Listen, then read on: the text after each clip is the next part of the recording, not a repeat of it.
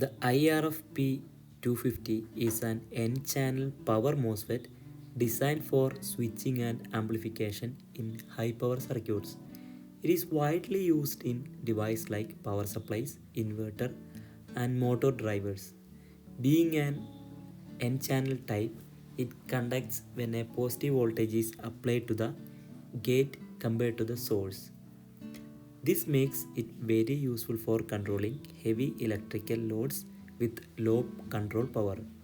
These MOSFETs can handle high voltage up to 200 volt and large current of 30 ampere, making it is suitable for demanding applications. It has a low on resistance, that means RDS on, which means less power is wasted as heat when it's conducting electricity.